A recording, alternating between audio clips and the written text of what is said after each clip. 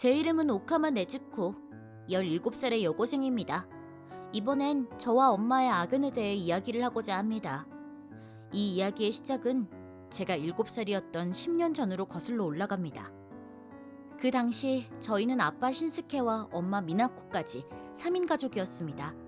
아빠는 부동산을 많이 소유하고 있는 자산가로 개인 회사도 경영하고 있었고 도쿄 부자 동네에 큰 저택도 갖고 있던 부자였습니다.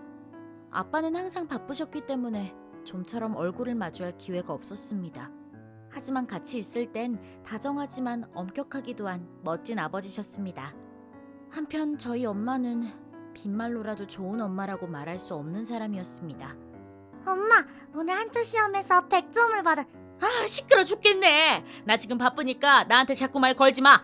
저에게 항상 무관심했습니다. 제 성적이 좋든 나쁘든 상관도 하지 않았습니다. 딸이 학교에서 공부하다 쓰러졌다는 연락을 받았을 때에도 제가 좀 바빠서요. 학교에서 누워있다 오라고 좀 전해주세요. 라며 선생님께 차가운 말투로 이야기했습니다. 선생님은 엄마가 했던 말을 비밀로 하셨지만 엄마의 목소리가 워낙 커서 저도 옆에서 다 듣고 있었습니다. 아픈 것도 서러운데 마음까지 약해져서 그날은 저 혼자 조용히 울었습니다. 그랬던 저를 돌봐줬던 사람이 바로 그럼 다녀올게. 네즈코 좀 부탁해. 알겠습니다, 사모님. 엄마가 안 계실 때 저를 돌봐주셨던 분은 저희 집의 가정부였던 시노부 아줌마였습니다. 그분은 엄마가 해야 할 모든 일들을 대신해 주셨습니다. 집안일은 시노부 아줌마께 모두 맡겨둔 채 엄마는 친구들과의 파티나 여행을 즐기러 다니셨습니다. 네즈코 아가씨, 저녁 드세요. 오늘은 아가씨가 좋아하는 햄버거랍니다. 아싸! 신호부 아줌마가 만든 음식은 다 맛있지만 그 중에서도 햄버거가 제일 맛있어요. 다행히 시노부 아줌마도 저를 딸처럼 대해주셨기 때문에 많이 외롭진 않았습니다. 하지만 엄마의 관심을 못 받고 자란 것이 가슴속 칸으로 남은 것도 사실입니다. 아빠도 그런 엄마를 용서하고 모른 척 다 받아줬던 건 아닙니다. 아빠도 나름 잔소리를 하긴 했죠. 여보, 가끔은 집에서 네즈코랑 놀아주고 그래. 당신은 엄마잖아. 뭐 어때? 신호부가 있는데. 집에서 애 키우고 살림이나 하는 아줌마는 되기 싫어!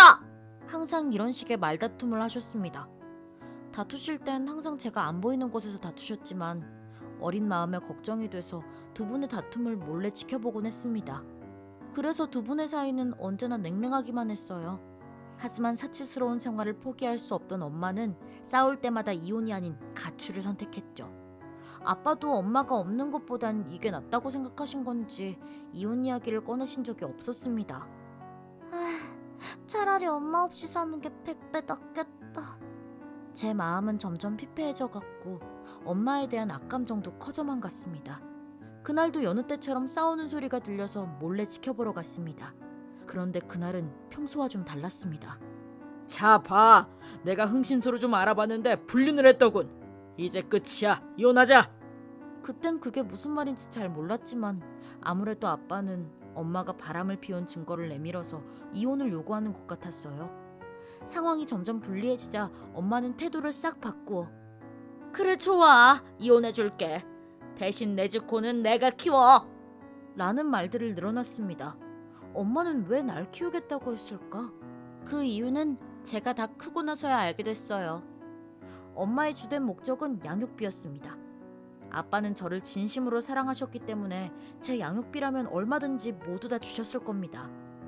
그리고 그때 당시 엄마의 나이는 30살이었지만 아빠의 나이는 52살이었어요. 두 분의 나이차가 많았던 거죠. 또한 아빠는 심장병을 앓고 계셨기 때문에 언제 돌아가실지 모르는 상황이었습니다. 그렇게 되면 아빠의 전 재산은 친딸인 제가 물려받게 됩니다. 즉 엄마에게 있어서 저는 황금알을 낳는 거위, 절대 놓칠 수 없었던 거죠. 다시 그날로 돌아가서 그때 저는 두 분의 싸움을 문 뒤에서 지켜보고 있었습니다. 바로 그때 아빠와 눈이 마주쳤습니다. 네즈코, 다 듣고 있었니? 아빠는 이런 모습을 들켜서 당황해하셨고 엄마는 이때다 싶었는지 내게 다가왔어요. 네즈코가 말해봐. 네즈코는 엄마랑 같이 살고 싶지? 엄마랑 떨어져 사는 건 싫지? 엄마는 저를 이용해서 유리한 조건들을 요구할 생각인 듯 했습니다. 싫어! 아빠랑 살래! 엄마는 필요 없어! 그땐 이혼이란 단어의 뜻도 엄마가 왜 날 데려가려고 했는지도 잘 몰랐지만 적어도 엄마를 따라가면 아빠를 영영 못 볼 것 같은 느낌이 들었습니다. 그래서 저는 필사적으로 엄마를 거부했어요. 제 생각을 읽으신 아빠도 엄마에게서 저를 떨어뜨려 주셨습니다. 미안하지만 친권은 못 줄 것 같아. 위자료 청구는 하지 않을 테니까 이 집에서 당장 나가줘. 웃기지 마. 얜 왜 당신이 좋다고 난리야? 당연한 거 아니야? 지금까지 네가 한 짓을 생각해봐. 네즈코는 맨날 시노부 씨한테 맡기고 놀러 다니기만 했잖아. 이렇게 엄마는 집에서 쫓겨났습니다. 그 후 저는 너무나 행복하게 지냈습니다. 아버지는 여전히 바쁘셨지만 더 이상 부부싸움에 전전긍긍하지 않아도 된다는 사실만으로도 저의 스트레스는 확 줄어들었습니다. 아버지는 저 혼자 외롭지 않도록 다양한 학원에도 보내주셨습니다. 덕분에 학교 밖에서도 친구를 만들었고 취미도 늘어서 엄마가 집을 나간 사실도 싹 잊혀졌습니다. 그래서 그냥 처음부터 우리 엄마는 없었던 사람이라고 생각하기로 했습니다. 실제로도 엄마 노릇을 했던 적이 한 번도 없었으니까요. 정말 이혼하길 잘한 것 같아. 그냥 참고 지냈더라면 너한테도 분명 안 좋은 영향을 끼쳤을 거야. 이제 그 사람은 잊어버려요. 저한테는 아빠밖에 없으니까요. 물론 신호부 아줌마도 너무 좋고요. 전 지금이 제일 행복해요. 그로부터 10년이란 시간이 지난 어느 날 행복했던 제 일상에 문제의 불씨 하나가 날아들었습니다. 미안해요. 도서관에서 공부하느라 전화를 못 받았어요. 무슨 일이세요? 방금 아가씨의 친어머니한테서 전화가 왔어요. 어머니라면 10년 전에 집을 나간 그 여자요? 네, 맞아요. 뭐래요? 돈 달래요? 무시해도 괜찮아요. 아님 그냥 경찰에 신고해도 괜찮고요. 아니요, 돈이 목적은 아닌 것 같아요. 그럼 왜 전화한 거래요? 저도 정확히 이유는 모르겠지만 지금 병원에 입원 중인가 봐요. 그 여자가요? 네, 아무튼 보고 싶다는 말을 꼭 전해달라고 하셔서 저도 이 말을 전해드려야 할지 말지 많이 고민했습니다. 알겠어요. 고마워요. 지금까지 가정부로서 제 곁을 지켜주고 계신 신호부 아줌마에게서 이런 라인을 받았습니다. 혹시나 일이 더 복잡하게 꼬이기 전에 저는 일단 병원에 가보기로 했습니다. 병원에 도착하자 병실엔 10년 만에 보는 엄마가 누워 있었습니다.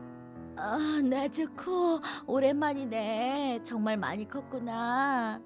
엄마는 엄청 야위어 있었고 안색도 많이 안 좋아 보였습니다. 저를 대하는 태도도 옛날과는 많이 달랐습니다. 마치 생이별을 했던 딸을 만나는 사람처럼 눈엔 눈물이 고여 있었어요. 하지만 저는 그런 엄마에게 아무 감정도 들지 않았습니다. 그래서 저를 찾았던 이유는 뭐죠? 그래도 엄마인데 남남처럼 말하는구나. 저희 남남 맞잖아요. 빨리 용건이나 말하세요. 사실은 엄마가 신장병에 걸렸거든. 이식을 해야 한대. 네, 이럴 줄 알았어. 이건 돈이 목적인 것보다 더 악랄한 이야기였습니다. 신장 이식을 할 땐 조건에 맞는 기증자가 필요합니다. 하지만 혈연관계가 아니면 부작용의 가능성이 높아진다고 해요. 엄마는 혈연관계여야지 성공 가능성도 높아진다고 말했습니다. 즉, 제 신장을 이식해달라는 거였습니다. 평범한 모녀 사이였다면 당연히 해줬겠지만 생사의 갈림길에 서고 나서야 겨우 깨달았어. 엄마 자격도 없던 내가 얼마나 이기적이었는지. 그러니 부탁할게. 엄마가 속죄할 수 있게 한 번만 기회를 줘. 이렇게 엉엉 울며 매달렸습니다. 더 이상 본인만 알던 이기적인 엄마가 아니었습니다. 엄마가 앉아있어서 잘 모르셨겠지만 키도 제가 더 컸습니다. 저보다 더 작아진 엄마를 보니 남처럼 대한 것에 대한 죄책감이 들었습니다. 안타까운 마음에 일단 신장기능 검사만 받아보기로 했는데 100% 적합 판정을 받았습니다. 아, 역시 우린 친모녀구나. 네가 도와준다면 엄마는 살 수 있어. 부탁해, 엄마를 살려줘 네즈코. 생각 좀 해볼게요. 신장 이식에도 위험이 따르니까요. 지금 당장은 결정할 수 없어요. 이렇게 병실을 나와서 복도를 비틀비틀 걷고 있는데 문득 신호부 아줌마가 떠올랐습니다. 지금쯤 저를 걱정하고 계실 테니까요. 이제야 연락이 되네요. 걱정했어요. 연락이 없어서. 죄송해요. 그 여자 신장이 많이 안 좋대요. 이식 수술을 해야 하나 봐요. 이런. 그랬군요. 그 여자 가족 중에 연락이 닿았던 게 저뿐이었나 봐요. 검사해봤는데 적합 판정을 받았어요. 혹시 고민 중이신가요? 네. 왠지 집에 돌아갈 마음이 안 생기더라고요. 혼자 걸으면서 생각 좀 하고 있었어요. 아가씨가 정 내키지 않으신다면 억지로 이식해줄 필요는 없어요. 기증자에게도 위험이 따르기도 하고 기증 외에 투석을 하는 방법도 있답니다. 고마워요. 그래도 전 기증해 주려고요. 괜찮으신가요? 이런 말씀을 드리긴 뭐하지만 그렇게까지 안 하셔도 걱정해 주시는 건가요? 당연하죠. 아가씨가 어릴 때부터 곁을 지켜왔으니까요. 그쵸. 정말 감사하게 생각하고 있어요. 그치만 전 이미 결심했어요. 아빠도 이해해 주실 거예요. 누가 뭐라 해도 절 낳아준 사람입니다. 앞으로 평생을 투석을 받으며 살게 하기엔 제 마음이 불편했습니다. 저는 신장 이식을 하겠다는 뜻을 전하기 위해 다시 엄마가 입원해 있는 병원으로 향했습니다. 전화로 얘기할까도 생각했지만 이왕이면 만나서 얘기하고 싶었습니다. 가기 전 엄마 선물로 꽃도 샀습니다. 병실로 들어가려던 바로 그때 진짜 괜찮을까? 아, 괜찮아. 그 아이는 아빠를 닮아서 인장이 많거든. 엄마와 한 남성의 목소리가 들려왔습니다.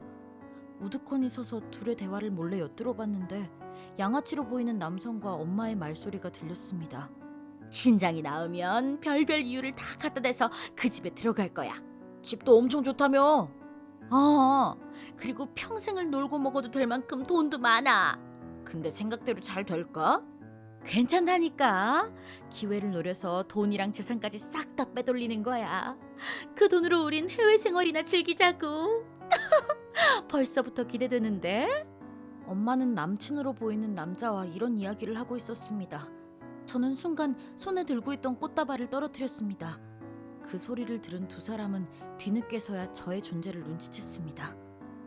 네즈코! 방금 이야기는 아무것도 아니야. 저기... 저는 이야기가 끝나기도 전에 그 자리를 박차고 나왔습니다. 네즈코, 네가 오해한 거야. 부탁이니 엄마 말 좀 들어줘.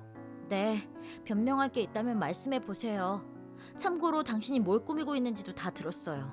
퇴원하면 우리 집으로 들어오겠다는 것과 돈과 재산을 빼앗아서 남친과 해외에 갈 거라는 것도요. 더 하실 말씀 있으세요?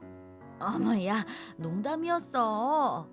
저도 이제 17살이에요. 그런 말에 속아 넘어갈 어린애가 아니라고요. 일단 만나서 얘기하자. 아니요, 전 할 얘기가 없어요. 병실에 가기 전까진 이식을 할 마음이었어요. 하지만 지금은 마음이 바뀌었어요. 우리 아버지의 유산이나 노리는 당신 같은 여잔 보고 싶지도 않다고. 잘 사세요. 맞아요. 저희 아버지는 1년 전 심장 발작으로 돌아가셨습니다. 즉, 제가 아버지의 모든 유산을 물려받은 거죠. 그래도 아버지의 연세가 많았던 만큼 당신이 죽은 이후의 일들을 모두 정리해두고 가셨습니다. 17이라는 어린 나이에 막대한 유산을 상속받게 되면 분명 나쁜 놈들이 꼬일 거라는 것과 돈이 사람을 미치게 만든다는 것을 이미 잘 알고 계셨던 거예요. 아버지는 유언도 남겨두셨습니다. 유언장엔 딸 혼자 남기고 떠나는 것에 대한 미안함과 앞으로 해야 할 일들에 대해서 써두셨습니다. 먼저 자산관리는 아버지가 오랫동안 믿고 거래했던 세무사에게 맡기셨고 매달 나오는 이자를 제 생활비로 쓸 수 있게끔 해두셨습니다. 그 생활비도 현재 저의 임시 보호자로 계셔주시는 신호부 아줌마가 관리하고 계십니다. 제가 받는 건 용돈 정도죠. 하지만 제가 대학을 졸업하는 시점부터는 모든 자산을 제가 관리하게 됩니다. 즉, 제 나이 23살에 엄청난 자산가가 되는 것입니다. 엄마도 그런 아빠의 부고 소식을 듣고 온 거겠죠. 즉, 엄마는 본인의 병으로 나를 유인해서 그 재산을 빼앗으려고 했던 것입니다. 내심 유산 때문에 접근한 게 아닐까 하는 합리적인 의심도 들었지만 그녀를 믿어보려고 했습니다. 하지만 제대로 뒤통수를 맞게 된 거죠. 그 후 엄마는 직접 우리 집까지 찾아왔습니다. 그런 몸으로 병실을 나오는 것조차 힘들었을 텐데 그 정도로 절실하다는 거겠죠. 부탁할게. 적어도 신장 이식만이라도 해줘. 이식만 해준다면 2번 다시 네 앞에 나타나지 않을게. 부탁해 네지코. 난 너의 하나뿐인 엄마잖니. 엉엉 울며 매달리는 엄마. 하지만 이런 가련한 모습 뒤엔 악마가 숨어있다는 것을 이미 알고 있었습니다. 나도 참 멍청하지. 이런 여자한테 내 몸의 일부를 주려고 했다니. 그니까 이제 돈은 안 줘도 된다니까. 제발 부탁이야. 엄마의 마지막 소원 들어주는 셈 치고 네 신장 좀 줘. 투석이나 열심히 받으세요. 라고 말하며 엄마를 문전박대했습니다. 그 이후에도 몇 번이나 찾아왔지만 그때마다 경찰을 불러서 쫓아냈어요. 근데 그러는 사이에 몸이 많이 안 좋아진 건지 그 이후로는 우리 집에 찾아오지 않았습니다. 하지만 저는 문제의 한 사람이 더 남아있다는 걸 까맣게 잊고 있었습니다. 저기요, 저는 미나코의 약혼남인데요. 저희 집엔 어쩐 일로 오셨어요? 엄마와 함께 아빠의 유산을 노리고 있던 하이에나 같은 남자, 바로 엄마의 남친입니다. 본인을 약혼남이라고 소개한 이유는 알 수 없지만 일단 이야기를 들어보기로 했어요. 미나코가 저한테 자기는 곧 부자가 될 거라고 그랬거든요. 그래서 전 일도 관뒀어요. 그거 참 안타깝네요. 재취업을 하실 거면 빨리 하시는 게 좋아요. 그래서 말인데 피해 보상금을 좀 받을 수 있을까요? 뭐요? 당신이 엄마를 받아주지 않았잖아요. 당신 때문에 제 계획도 물거품이 돼버렸어요. 그니까 당신도 성의 표시 정도는 해줄 수 있는 거잖아요?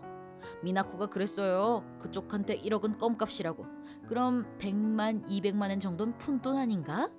아빠와 헤어진 엄마가 이런 양아치 같은 남자랑 계속 사귀어왔다고 생각하니 머리가 지끈거렸습니다. 제가 말을 하려던 바로 그때 신호부 아줌마가 무서운 얼굴로 남자에게 걸어오더니 그 남자 명치에 주먹을 날렸습니다. 보기 좋게 나가떨어진 그 남자를 보고 순간 저는 몸이 굳고 말았습니다. 이놈이나 저놈이나 그놈의 돈! 적당히 좀 해 제발! 아가씨는 16살의 아버지를 여의고 홀로 남겨주셨어. 남편을 배신하고 딸을 이용해 먹으려는 그 멍청한 여자나 그 여자한테 빌부터 사는 놈이나 우린 한 푼도 못 줘! 이 할망구가 미쳤나! 제대로 열이 받은 그 남자는 신호부 아줌마를 때리려고 했습니다. 신호부 아줌마! 도망치세요! 제가 소리를 지름과 동시에 신호부 아줌마는 그의 팔을 붙잡고 바닥에 그대로 힘껏 내리꽂았습니다. 그 남자는 흉한 모습으로 바닥을 뒹굴었습니다. 그렇다고 신호부 아줌마의 덩치가 좋은 것도 아닙니다. 오히려 왜소한 편이죠. 이런 작은 몸에서 어떻게 그런 힘이 나왔던 걸까요? 게다가 평소엔 온화하고 상냥한 분이십니다. 지금까지 신호부 아줌마의 화난 모습을 본 적이 없었기에 정말 깜놀했습니다. 그 후 그 남자는 고개를 푹 숙인 채 미동도 하지 않았습니다. 괜찮아요. 죽지는 않았으니까요. 일단 경찰부터 부를게요. 아가씨는 안 다치셨어요? 저는 근데 신호부 아줌마 방금 그건 대체... 사실은 제가 옛날에 레슬러 선수였거든요. 몸이 왜소해서 라이트급이었지만요. 레슬러 선수요? 근데 성적이 별로 안 좋았어요. 결국 부상을 입고 은퇴하게 됐죠. 이젠 뭘 해야 좋을지 고민하고 있을 때 아버님께서 저를 가정부로 채용해 주셨어요. 아버님께서는 프로레슬러를 좋아하셨어요. 제가 선수였던 시절엔 제 팬이기도 하셨고요. 그랬군요. 저는 정말 몰랐어요. 제가 이 집에 왔을 때 네즈코 아가씨는 갓난아기였어요. 아버님께서는 제게 아가씨를 지켜주라고 하셨죠. 그래서 하루도 빠짐없이 훈련을 해왔답니다. 처음 듣는 신호부 아줌마의 옛날 이야기에 저는 진심으로 깜짝 놀랐습니다. 게다가 저도 모르는 사이에 제게 달라붙은 스토커를 때려눕혔다는 이야기를 듣고 더욱 깜놀했습니다. 신호부 아줌마는 저의 숨은 영웅이셨군요. 그 정도까진 아니에요. 하지만 아버님께서 제게 베풀어 주신 은혜는 평생을 다 바쳐 갚아나갈 예정입니다. 앞으로도 네즈코 아가씨를 지켜내겠습니다. 고마워요, 신호부 아줌마. 저도 아줌마가 자랑스러워할 만한 멋진 사람이 되도록 노력할게요. 그 후 그 남자는 경찰에 연행돼 갔습니다. 그 이후 엄마가 어떻게 됐는지는 잘 모릅니다. 하지만 그 당시 엄마의 생명도 얼마 남지 않은 듯 보였습니다. 엄마는 외롭게 홀로 죽어가겠지만 저는 아무렇지도 않아요.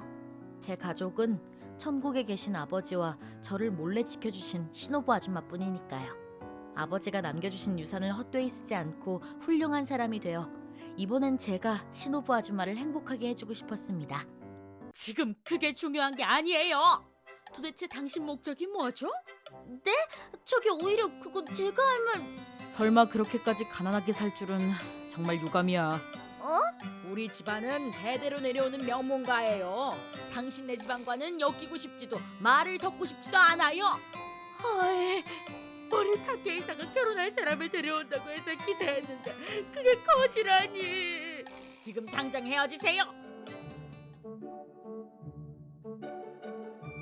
박사님, 뭐 보고 계세요? 조지야 조지. 인기 최고의 미국 배우 말이야. 이런 남자랑 결혼하고 싶다. 박사님, 자신과 어울리는 사람을 만나는 게 좋아요. 뭐? 은근히 기분 나쁘네. 로버트 조크입니다. 박사님, 요즘 썸 타는 사람은 없으세요?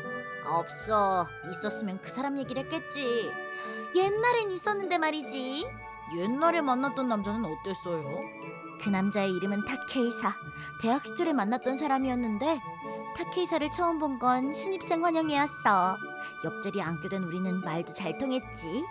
그러다가 그의 소박한 인품에 푹 빠져버리고 만 거지. 대학교 2학년이 됐을 무렵에 내가 먼저 고백했는데 그 고백이 성공해서 우린 사귀게 됐지. 그리고 대학 졸업을 앞두고 타케이사는 대학 졸업하면 뭐 하고 싶어? 일단 대기업을 지원해볼까 해. 오, 자고로 목표는 높아야 제맛이지. 내가 돈을 많이 벌어야 박사도 부담 없이 실험을 하지. 아, 안 그래도 되는데. 연구자라며 그럼 돈도 많이 필요할 거고. 아니야, 괜찮아. 내 돈으로도 할 수 있어. 그래도 같이 살게 되면 그런 부분까지도 생각해놔야 하니까. 뭐야? 그렇게 먼 미래의 일도 생각하고 있다고? 당연하지. 사랑해. 언젠가 우리는 꼭 같이 살게 될 거다. 그 상상만으로도 심장은 두근거리고 기분은 쨍할 때가 아니잖아 지금. 왜냐면 난 집안일을 하나도 못하니까 신부 수업 시작이다. 그니까 엄마, 저를 멋진 신부감으로 만들어주세요. 지금 나한테 프로포즈하는 거야? 지금 당장 요리부터 알려주지. 오늘은 오야코동을 만들 거야? 네. 자, 그럼 닭고기부터 잘라봅시다. 베어 썰기로 부탁해요. 베어 썰기?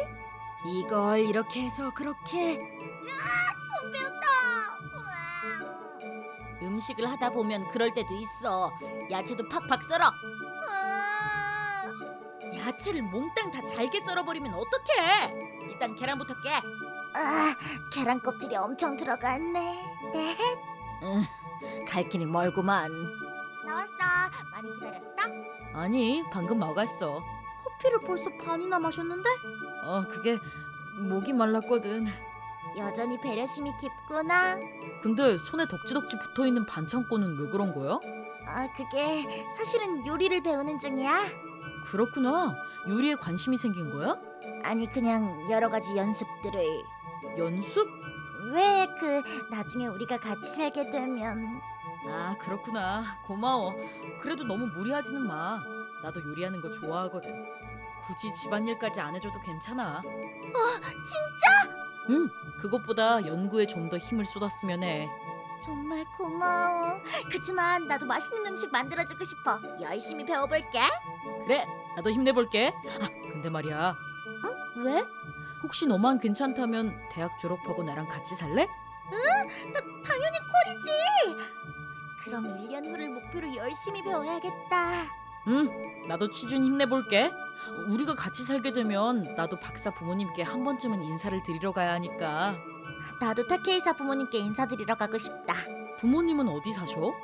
그러니까 여기서 전철로 세정거장 정도? 혹시 괜찮으면 나한테 주소 보내줄래? 인사하러 가는데 길이라도 헤매면 안 되니까. 알았어. 집에 가면 보내줄게. 그리고 그날은 내가 데리러 갈게. 긴장된다. 혹시 아버님께 얻어맞는 건 아니겠지? 그렇게 엄하신 분은 아니니까 걱정 마. 그 후 나는 부모님 댁의 주소를 타케이사에게 보내줬다. 하지만 며칠이 지나도 답장은 오지 않았다. 왜 답장이 없어? 폰을 물에 빠뜨린 거야? 요즘 학교에도 안 나오는 것 같은데 무슨 일 있어? 근데 학점도 거의 다 따놔서 나올 필요는 없겠다. 2주 넘게 연락도 없고 나 너무 외로워. 혹시 무슨 일 있는 거면 꼭 좀 연락해줘.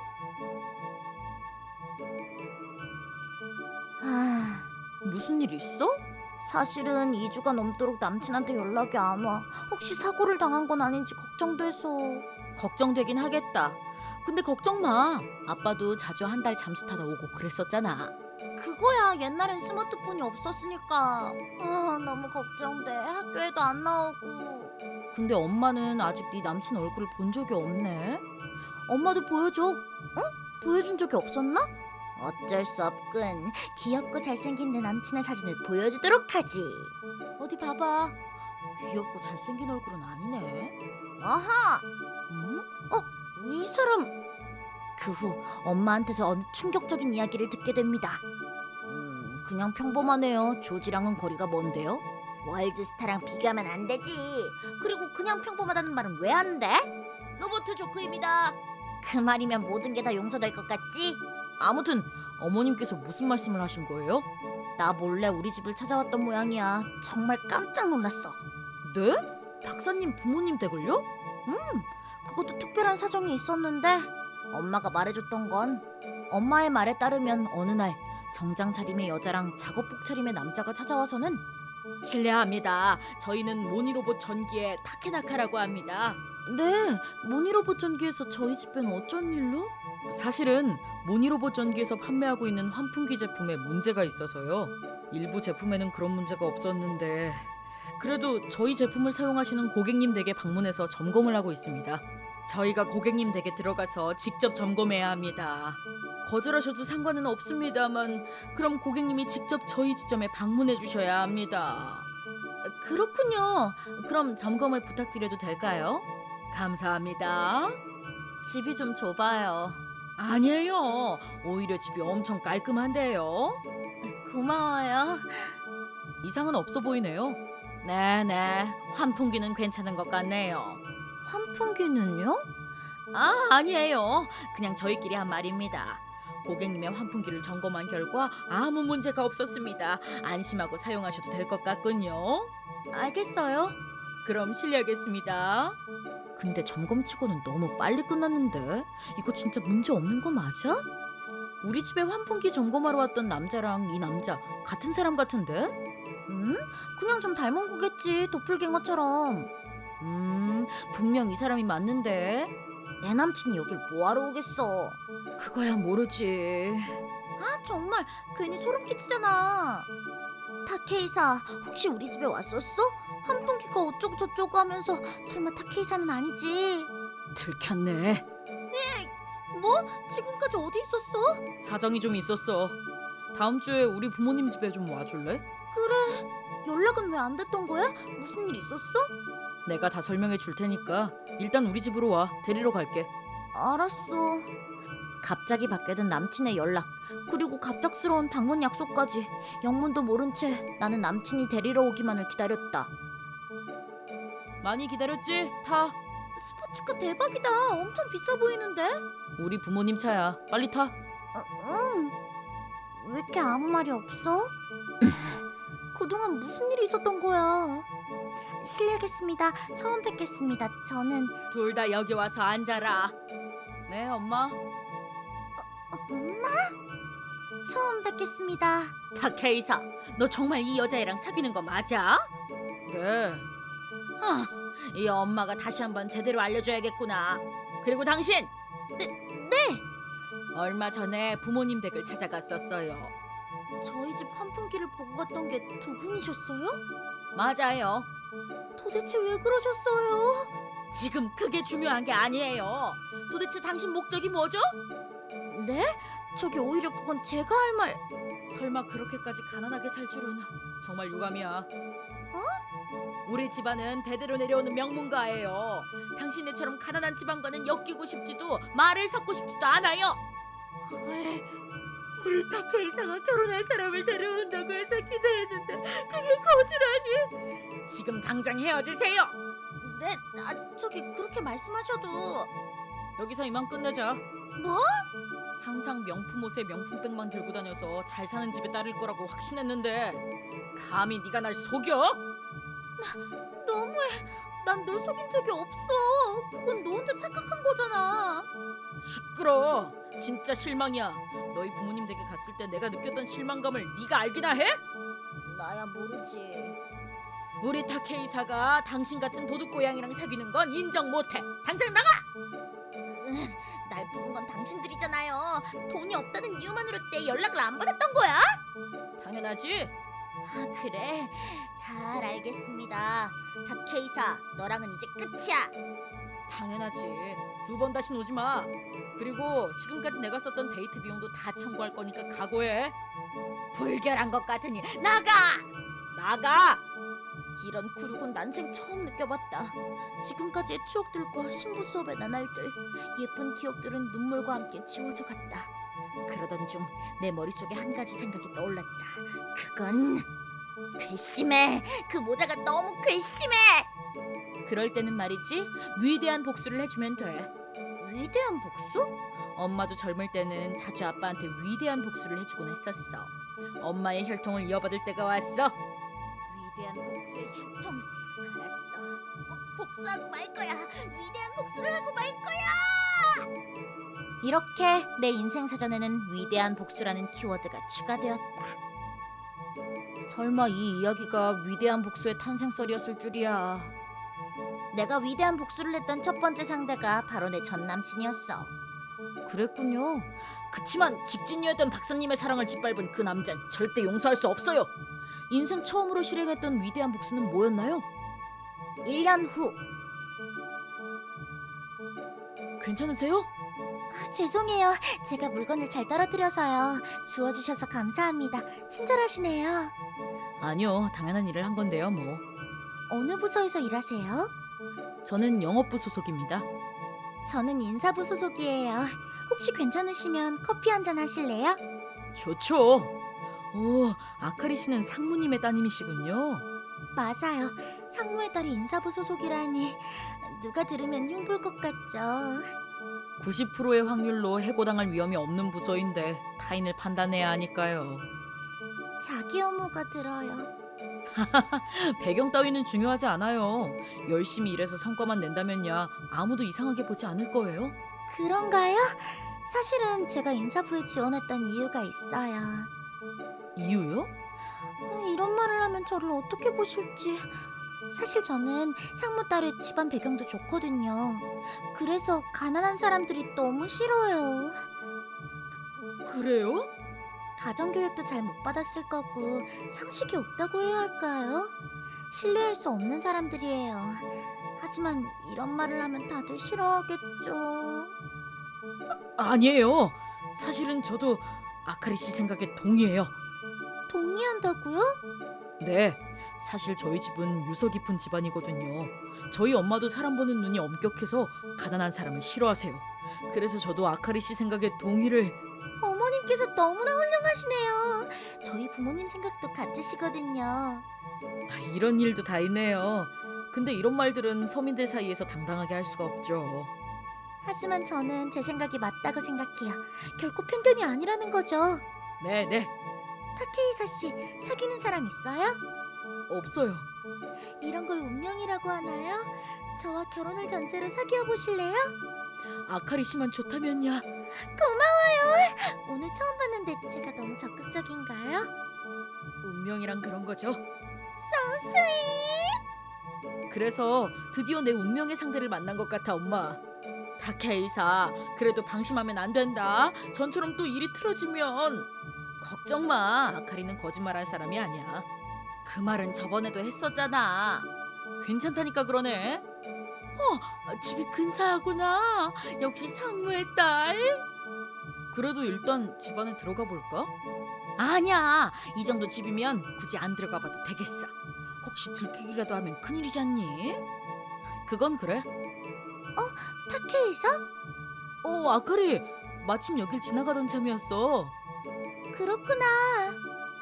안녕하세요, 타케이사의 엄마입니다. 얘기 많이 들었어요. 저야말로 타케이사한테 매번 신세만 지고 있는걸요. 처음 뵙겠습니다. 여기서 이러지 마시고 안으로 들어오세요. 들어가도 되나요? 당연하죠. 정말 근사한 집이네요. 이게 다 아버지 덕분입니다. 타케이사, 합격이다! 유후! 오늘 마셨던 차가 너무 맛있더라.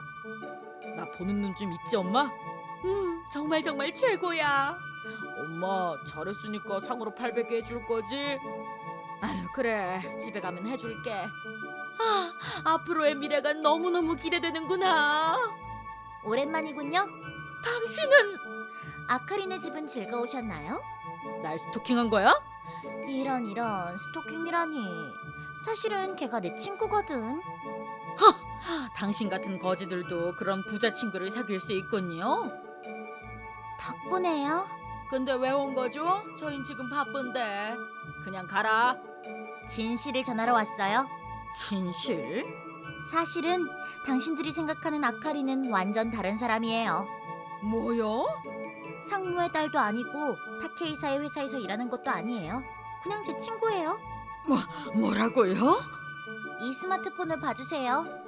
네? 분명히 말해두는데 신분이 어쩌고저쩌고 했던 말들, 돈과 명예까지 다 가진 주제에 쓰레기 인성을 가진 당신들이 너무 역겨워. 당신들은 이 세상을 살아갈 가치가 없어. 나락에나 가버려. 뭐야? 이 여자가 입에 걸레를 물었나? 으아, 큰일 났다. 왜 그러니? SNS에 누가 차 안에서 말했던 녹취 파일을 올렸어. 뭐? 차 안에서 나눴던 가난한 사람들에 대한 폭언과 타케이사의 마마보이 발언들이 싹 다 녹음돼 있었다. 그 음성 파일이 SNS상에 퍼지자 타케이사는 회사 직원들의 웃음거리로 전락했다. 또한 우리 집에 불법 침입한 타케이사 모자를 법적으로 고소했다.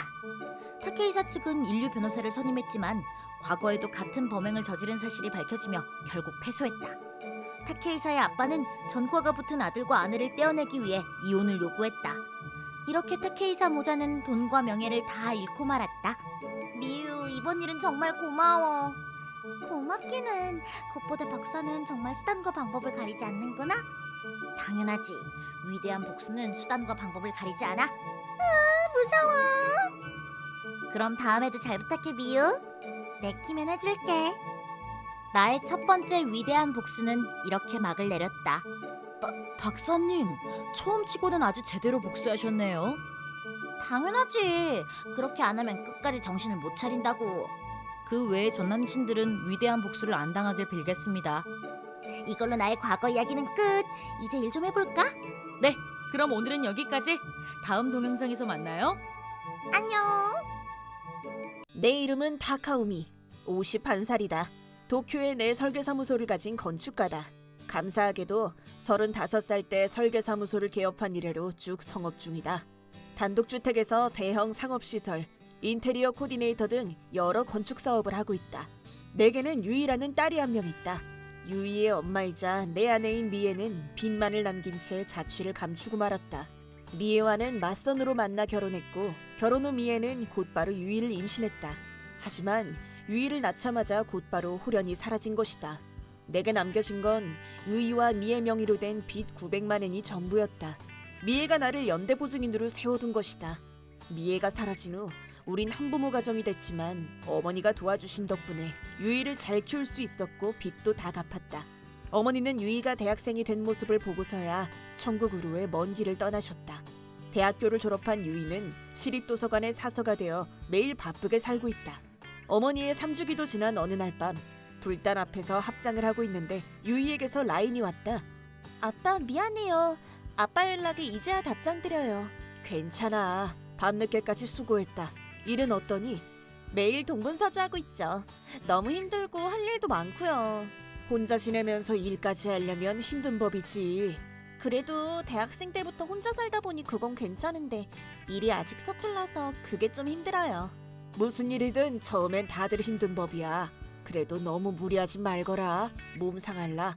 아버지야말로 이제 연세도 있으신데 쉬엄쉬엄 하세요. 우리 딸이 내 걱정을 다 하고 이제 나도 늙었나 보다. 아버지, 있잖아요. 제가 저번에도 한번 말씀드린 것 같은데요. 뭐니? 저도 이제 다 컸잖아요. 아버지 인생은 아버지 거니까 노후나 재혼처럼 앞으로의 일들은 아버지가 하고 싶은 대로 하고 사셨으면 좋겠어요. 그래? 우리 딸한테 이런 말도 다 듣는구나. 지금까지 계속 일만 하시느라 그런 건 생각해 보신 적도 없으시죠? 역시 우리 딸은 모르는 게 없구나. 그리고 재혼하게 되시면 저한테도 꼭 소개해 주세요. 제가 반대하진 않을 거예요. 당연하지. 유이한테 제일 먼저 소개해 줄게. 약속해. 고마워요. 저 이만 자볼게요. 안녕히 주무세요. 잘 자렴. 앞으로라. 어머니도 유이를 위해서 재혼하는 게 어떠냐는 말씀을 하셨었지. 유이도 이제 클 만큼 컸고 지금까지 나는 유이를 위해서라도 재혼을 몇 번이나 생각했었다. 남자 혼자 힘으로 유이를 키우는 게 불안해서였다. 하지만 이번에도 배신을 당할까봐 무서웠다. 그리고 이건 좀 부끄러운 이야기인데 사실은 학창 시절 때의 첫사랑을 아직도 잊지 못했다. 그러다 보니 좀처럼 재혼한 마음이 들지 않았던 것이다. 내가 18살 때의 일이다. 내게는 마코라고 하는 동갑내기 여자친구가 있었다. 몸이 약했던 마코는 입원과 퇴원을 반복했었다. 결국 출석 일수가 부족해진 나머지 고등학교 3학년을 유급해야만 했다. 그렇게 나는 마코보다 먼저 대학에 가게 됐다. 나는 옛날부터 꿈꾸던 건축가가 되기 위해 건축으로 유명한 도쿄의 한 대학에 입학하게 됐다. 도쿄로 상경하던 날 우리는 여각 승강장에 있던 벤치에 앉아 있었다. 이제 곧 전철 오겠네. 그러겠네. 타카오미가 도쿄에 가면 외로울 거야. 나도 외로울 거야. 근데 우리 이 말을 몇 번을 하는 거야? 말하다 보니 웃기다. 마코는 내 꿈인 건축가 이야기를 할 때마다 진지하게 잘 들어줬었다. 나는 반짝이는 눈을 한 마코의 모습에 반해버렸다. 나중에 나도 따라갈게. 응, 기다리고 있을게. 마코는 머리가 좋으니까 대학도 금방 붙을 수 있을 거야. 우리 같이 꿈을 꼭 이루자. 응, 나는 건축가가 되고 마코는 도쿄에서 카페를 여는 거야. 인테리어는 내가 할게. 우리 같이 카페를 운영해 나가면서 잠시 후 도쿄로 가는 열차가 타는 곳 1번으로 들어오겠습니다. 역내 승강장에 열차가 도착했다. 이만 갈게. 그래. 딱 1년만 참자. 1년만. 나 오늘부터 열공할 거야. 요즘엔 몸 상태도 괜찮아져서 학교도 잘 다니고 있어. 응, 마코는 잘할 수 있을 거야. 편지 쓸게. 꼭 편지 써줘. 기다릴게. 마코의 얼굴은 어딘가 쓸쓸해 보였다. 그 표정이 뭔가 마음에 걸렸지만 열차는 기다려주지 않았다. 나는 떨어지지 않는 발걸음으로 열차에 탔다. 마코는 내 모습이 안 보일 때까지 승강장에서 손을 흔들었다. 도쿄의 아파트에 도착한 나는 곧장 마코에게 보낼 편지부터 썼다. 싸구려 아파트다 보니 엄청 좁고 많이 낡았다는 이야기와 조금 더 괜찮은 집으로 이사해서 마코를 기다리겠다는 이야기. 도쿄는 멋진 카페가 많아서 카페를 열 때 참고하면 괜찮을 것 같다는 이야기를 적었다. 며칠 후 슬슬 내 편지에 답장이 올 때가 됐는데도 마코의 답장은 오지 않았다. 열공하겠다고 했으니 공부 때문에 늦어지는 거라고 생각했다. 하지만 입학식이 끝나고 수업이 시작됐지만 마코의 답장은 오지 않았다. 내가 도쿄로 떠난 이후 장거리 연애를 하면서 점점 나에 대한 마음이 식은 걸까? 그저 불안한 마음만 쌓여갔다. 포기하고 싶지 않았던 나는 계속해서 마코에게 편지를 보냈다. 그러던 어느 날 내 편지가 주소지 불명으로 반송되어 돌아왔다. 대학교 1학년 여름방학이 되자마자 나는 고향으로 돌아갔다. 난 불안한 마음에 서둘러 마코의 집으로 가봤지만 마코의 집엔 빈집이라는 종이가 붙어 있었다.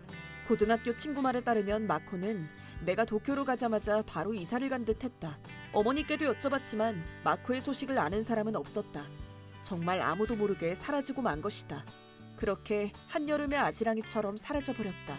그날 이후 나는 마코를 한시도 잊은 적이 없었다. 33년간 많은 일이 있었지만 내 사랑은 그때나 지금이나 오직 마코뿐이었다. 그러던 어느 날 오늘은 회사로 신규 고객님이 오시기로 했다. 의뢰 내용은 도쿄에 오픈할 카페의 내부 인테리어 및 시공이었다. 건물 자체는 오래되어도 튼튼하게 지어진 덕분에 지진의 문제도 없어 보였다. 나는 다시 한번 자료를 검토한 후에 미팅룸으로 들어갔다. 오래 기다리셨습니다. 잘 부탁드려요. 뜻밖에도 나는 운명적인 재회를 하게 됐다. 마코 맞지? 타카오미, 드디어 찾았다. 그로부터 33년, 서로가 늙어버릴 정도로 많은 세월이 흘렀다. 그때보다 더 어른스러운 모습에 분위기도 달라졌지만 내 눈앞에 나타난 사람은 바로 마코였다. 이걸 의뢰한 게 마코였구나. 응. 내가 정말 많이 걱정했었어. 알고 있었어. 다 말해줄게. 오늘 저녁 괜찮아? 시간 비워둘게. 그날 밤 마코가 말했던 가게로 들어가자 가게 안에 마코가 있었다. 흥분되는 마음을 간신히 잠재운 나는 자리에 앉은 후 메뉴를 주문했다. 그러자 마코가 그날의 이야기를 하기 시작했다. 타카오미가 도쿄로 가고 나서 우리 집이 이사를 가게 됐어. 알고 있었어. 한번 찾아갔었거든. 그게 사실은 그 지역 병원에서는 치료가 어렵다고 해서 도쿄의 큰 병원으로 옮기게 된 거야. 도쿄에 있었구나. 근데 병이 다 나을 때까진 타카오미를 안 만나려고 했었어. 아픈 몸으로 타카오미와 만난다고 해도 피해만 줄 것 같아서. 나는 마코가 차분하게 이야기할 수 있도록 그녀의 이야기를 들어주었다. 눈물이 나려는 걸 겨우 참아가며. 마코, 그럼 지금은? 이젠 괜찮아. 34살에 완치됐어. 지금은 환자처럼 안 보이지? 그러네. 정말 다행이야. 근데 우리도 엄청 나이 들었네. 33년이나 지났는걸. 어쩔 수 없지. 근데 마코, 이렇게 다시 만나게 돼서 난 정말 너무 기뻐. 타카오미. 나는 더 이상 터져나오는 눈물을 참을 수 없었다. 나이도 먹을 만큼 먹은 데다가 다 큰 성인 남자가 한심하게 눈물을. 마코는 내게 손수건을 건넸다. 나도 너무 기뻐. 마코. 그 후 나와 마코는 많은 이야기를 나눴다. 마코는 지금 약사로 일하고 있다고 했다. 월급을 모아서 이제야 겨우 카페를 차릴 수 있게 됐다는 것과 아직도 좋은 인연을 만나지 못했다고. 마코는 쓴웃음을 지으며 결혼에 관한 이야기도 해줬다.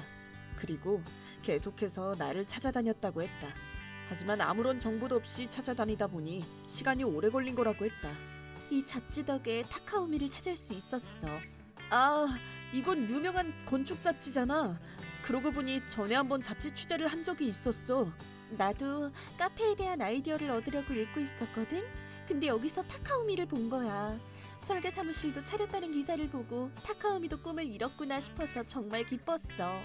마코가 카페를 열고 내가 직접 카페 인테리어를 하는 것, 우리 둘의 꿈이었잖아. 기억하고 있었구나. 내가 어떻게 잊겠어. 마코와 둘만의 꿈을. 늦었지만 이제부터라도 일어나가자. 응. 마코 역시 나를 잊지 않았으며 우리의 꿈도 기억하고 있었다. 나는 또다시 눈물이 났다. 눈물이 멈추지 않는 바람에 얼굴은 눈물 범벅이 되고 말았다. 마코는 그런 나를 보고 미소를 띄었다. 그 미소는 33년이 지나도 변함없이 예쁘고 따스했으며 나를 포근하게 감싸주었다. 마코와 다시 만나고 반년이 지났다. 즐겁고 행복했던 찰나의 시간이었다.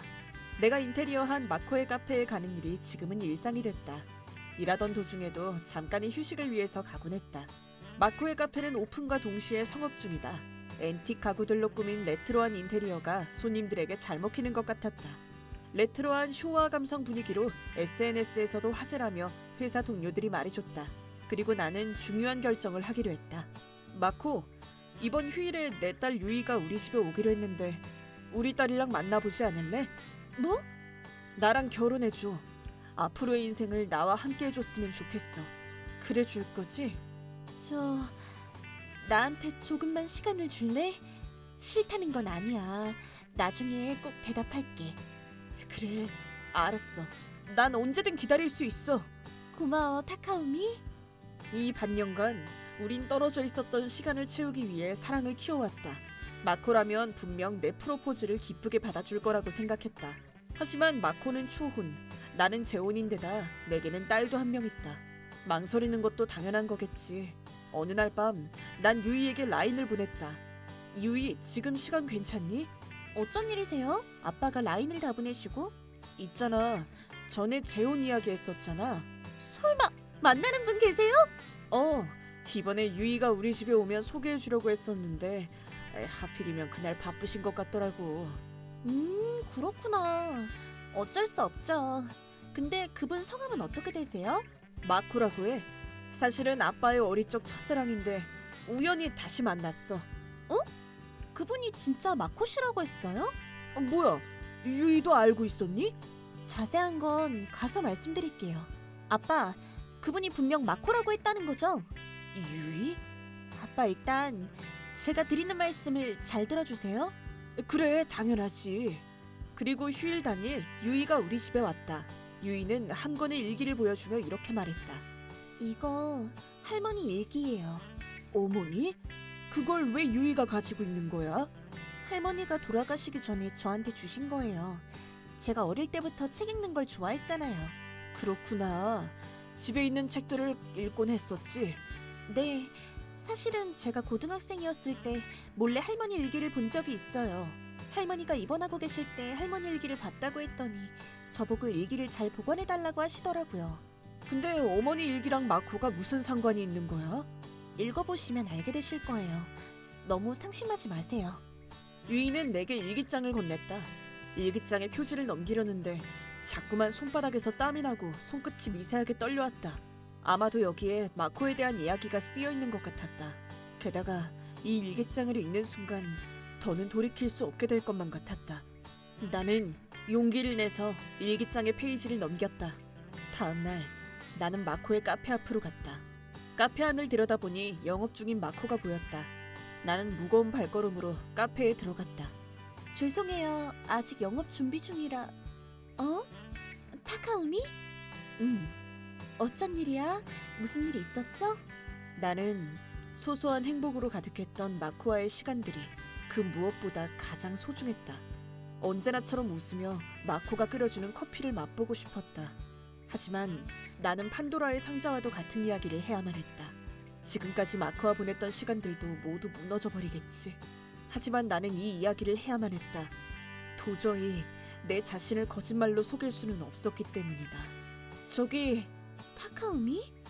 당신은 혹시 카코 씨인가요? 그 순간 카페에 영업 준비를 하고 있던 그녀의 손이 멈췄다. 그녀는 천천히 나를 쳐다보며 어디서 그 이름을? 우리 어머니가 남긴 일기장에. 그래요. 그럼 다 들킨 거네요. 네. 나는 그녀에게 어머니가 일기장에 쓰신 내용에 관해 물어봤다. 그녀, 즉 카코 씨는 모든 걸 인정했다. 우리 어머니는 돌아가시기 10년 전까지 마코의 어머니와 연락을 주고받고 있었다. 어머니의 일기장엔 다음과 같은 말이 쓰여 있었다. 마코는 이미 오래전에 죽었다는 얘기였다. 내가 도쿄에 오자마자 마코는 도쿄가 아닌 후쿠시마의 병원으로 옮겨졌다. 마코에게는 카코라고 하는 쌍둥이 언니가 있었는데 어렸을 때 부모님이 이혼하면서 그 둘은 헤어지게 됐다. 하지만 마코의 병이 악화되자 마코는 마지막 시간을 가족과 함께 보내고 싶다고 했다. 그래서 언니 카코와 엄마가 사는 후쿠시마로 이사하게 된 것이었다. 다시 생각해보면 마코는 본인의 아빠 이야기를 잘 하지 않았던 것 같다. 저와 마코는 비록 떨어져 살았지만 사이는 좋았어요. 계속 연락도 하고 있었고 자주 서로의 이야기도 했었어요. 하지만 마코는 몸이 약했어요. 마코는 죽을 날이 머지 않았다는 사실을 알고 있었어요. 그니까 가족들과 함께 살고 싶다고 했던 거겠죠? 마코는 병실에서 제게 많은 이야기를 들려줬어요. 당신 이야기도, 당신과 약속한 꿈 이야기도요. 어머니의 일기장에 마코가 죽은 사실을 타카오미에겐 비밀로 해달라는 부탁을 받았다고 쓰여 있었어요. 그건 마코가 부탁한 거예요. 사랑하는 사람에게 상처 주고 싶지 않다고. 타카오미와는 조용히 멀어지고 싶다고요. 그래서 당신이 도쿄에 갈 때까지 기다렸다가 아빠와 후쿠시마로 온 거예요.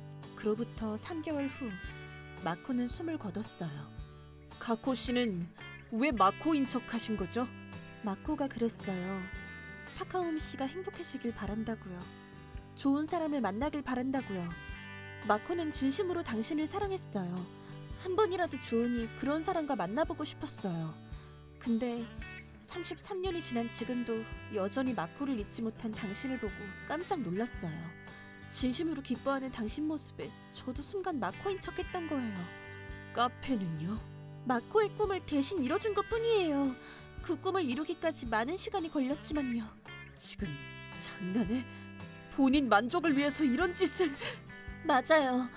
하지만 도저히 사실을 말할 수가 없었어요. 죄책감도 들었어요. 계속 속일 수 없다는 것도 알고 있었어요. 그런데 어느새부턴가 저도 타카오미 씨를 좋아하게 됐어요. 네? 하지만 저는 마코로서 당신과 결혼할 수 없었어요. 모든 게 다 끝나버릴 것만 같아서 매일 너무 무서웠고 천국으로 간 마코에게도 매일 용서를 빌었어요. 저는 용서받지 못할 일을 하고 말았어요. 제가 아무리 용서를 빈다 해도 용서받지 못한다는 것도 알아요. 타카오미 씨 앞에서 사라질게요. 이제 다시는 만날 일 없을 거예요. 억울해. 너무 억울해. 내 속에 억울함과 분노가 펄펄 끓어오르고 있어. 이 분노를 마음껏 표출하고 싶어. 이 세상에 욕이란 욕은 싹 다 퍼붓고 싶어. 용서 못해. 나는 꽉 쥔 주먹을 더 꽉 쥔 채 앞을 바라봤다. 카코는 울고 있었다. 그 모습을 본 순간 내 마음속 분노는 조용히 가라앉았다. 있잖아, 나와 함께 했었던 그때의 마코는 행복했을까? 네, 마코는 아무리 힘들어도 타카오미를 보면 힘이 난다고 그랬어요. 타카오미 덕분에 병과 맞설 수 있는 거라고. 나는 어머니 일기장의 마지막 페이지를 다시 읽어봤다. 어머니는 마코와 연락이 닿지 않아서 우울해하던 나를 진심으로 걱정하셨다. 내게 맞선을 권유했던 것도 내 기운을 차리게 하기 위해서였다. 물론 결혼으로 더 힘든 일을 겪었지만 어머니는 그런 나를 항상 걱정하셨다. 결혼에 대한 죄책감 때문이었는지 어머니는 적극적으로 유이를 키워주셨다. 하지만 우리와 함께 살 수 있어서 정말 행복했다고 하셨다. 난 결심을 굳혔다. 카코를 마코라고 믿었지만 내가 사랑했던 그녀는 전혀 다른 사람이었다. 하지만 이 반년간 나는 카코와 많은 날들을 보냈으며 카코의 표정 속에서 마코의 존재를 느낄 수 있었다. 그래, 그럼 이 카페는 카코가 계속 맡아줘. 내가 인테리어한 이 가게가 마코의 뜻이라면 앞으로도 쭉 지켜주길 바래. 그럼 분명 마코도 기뻐할 거야. 타카오미, 다음에 마코가 있는 곳으로 데려다줘.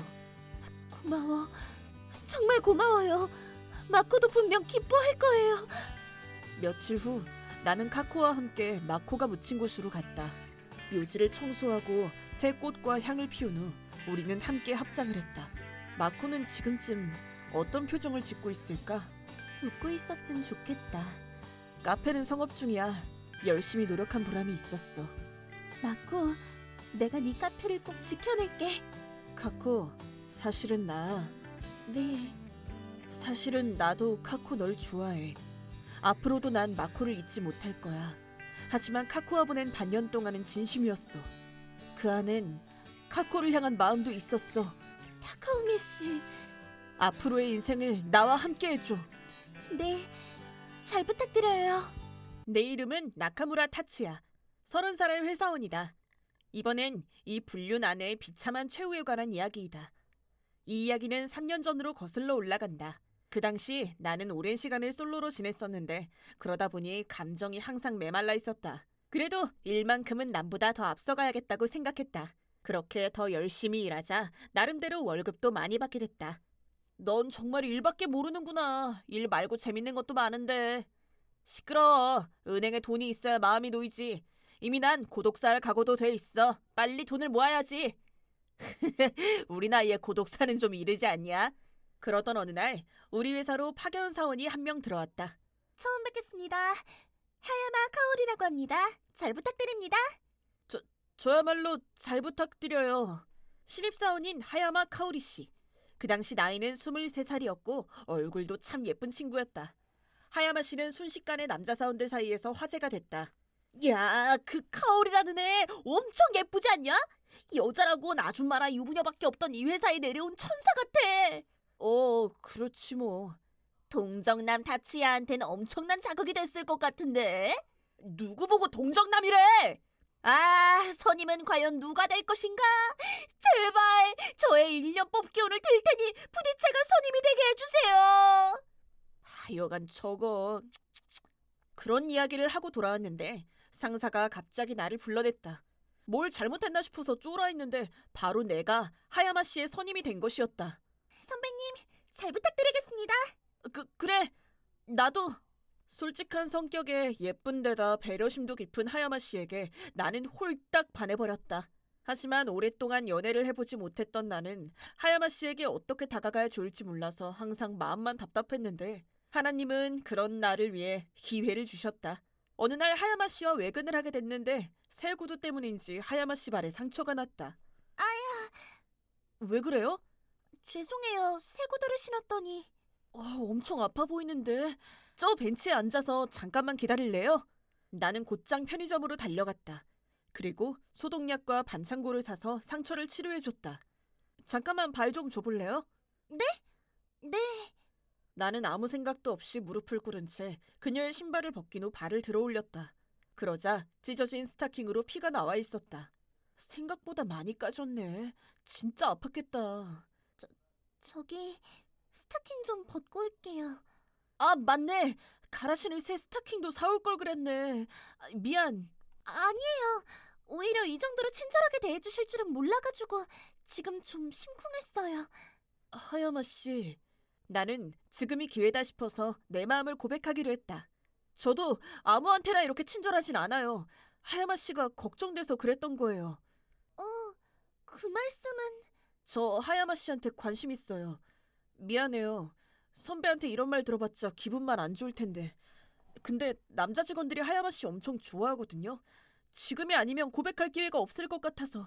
기분이 안 좋다뇨. 전 엄청 기쁜데요. 이렇게 내 필사적인 노력이 결실을 맺어서 연락처를 교환할 수 있었다. 그렇게 우리는 사적으로 몇 차례 만나게 됐고 그 후 큰맘 먹고 고백을 했다. 하야마 씨도 기쁘게 내 고백을 받아주면서 우리는 공식 사내 커플이 됐다. 그 후 우리의 만남은 순조로웠다. 약 8년 반을 사귄 후 결혼까지 하게 된 것이다. 앞으로는 내가 살림을 하면서 당신을 뒷바라지할게. 응, 고마워. 나도 열심히 일해서 카오리를 행복하게 해줄게. 그랬었는데 나의 행복한 결혼 생활은 이뤄지지 않았다. 내가 결혼한 지 1년 반이라는 시간이 흐른 지금. 카오리, 지금 어디야? 갑자기 또 왜? 친구랑 놀고 있어. 또? 뭔데? 왜 또 시비야? 지금이 몇 시인 줄 알아? 밤 11시야. 뭐 어때? 내가 고등학생도 아닌데. 가끔씩 그러는 건 괜찮지. 우리 벌써 4일이나 얼굴 못 본 거 너도 알지? 그랬나? 뭐 그럴 수도 있지. 100번 양보해서 그럴 수 있다고 치자. 빨래도 그대로고 집안도 엉망이야. 집안일은 네가 하기로 했었잖아. 네? 집안일은 여자가 해야 한다니. 넘나 구시대적 발상 같은데요? 있잖아. 우리가 맞벌이면 이런 말도 안 해. 네 직업은 전업주부잖아. 결혼할 때도 네가 집안일은 다 하겠다고 그랬잖아. 잊었어? 그 정도는 도와줄 수도 있잖아. 돕는다고? 내가 거의 다 하잖아. 지금이 자취할 때보다 2배는 더 힘든 것 같아. 시끄러우니까 그만. 아무튼 오늘은 안 들어갈 거니까 그렇게 알아. 그렇다. 카오리는 집안일도 안 하고 놀러 다니기만 했다. 밖에서 일하고 오는 거면 몰라도 친구랑 아침까지 그냥 놀고 먹고 오는 식이었다. 아침에 일어나 보면 잔뜩 취한 채 거실은 널브러져 있곤 했다. 심지어는 내가 주는 생활비로 놀고 먹는 모양인지 이걸로 한 달을 어떻게 사냐며 자주 바가지를 긁어댔다. 처음엔 집에만 있으면 스트레스가 쌓일 것 같아서 그녀가 놀러 나가도 아무 말도 하지 않았다. 하지만 그것도 정도껏 해야지. 맞벌이도 아닌데 이교대 생활을 하고 있다. 그렇다고 아이가 있는 것도 아니었다. 도대체 나는 뭘 위해 결혼한 걸까 싶어서 허탈한 한숨만 나왔다. 하지만 나의 비참한 결혼 생활은 더 가파른 절벽으로 떨어지게 된다. 그건 내가 출장을 가게 된 어느 날의 일이었다. 아침 일찍 집을 나섰지만 갑작스러운 태풍으로 비행기가 연기되고 만 것이었다. 이 일을 회사에 보고하자 출장도 연기되었다. 나는 택시를 타고 다시 집으로 향했다. 그렇게 집 현관문을 여는데 나왔어. 카오리, 집에 있어? 아무 대답도 없었다. 내가 집을 나설 때까지만 해도 아내가 집에 있었는데 아마 또 놀러 나간 거겠지. 하긴 내가 출장 가는 기회를 놓칠 여자가 아니지. 친구랑 1박 2일 여행이라도 갔나? 라고 생각하며 일단 옷부터 갈아입기 위해 안방문을 여는데 카오리는 안방에 있었다.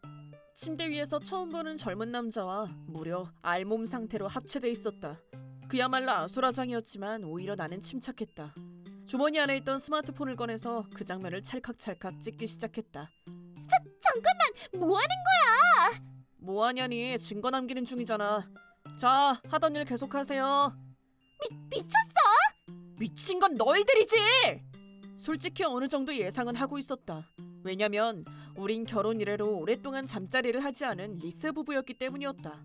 하지만 카오리는 결혼을 했다는 이유로 밖에 나가서 놀기만 했다. 솔직히 젊은 놈과 놀아놨다고 해도 난 아무렇지도 않았다.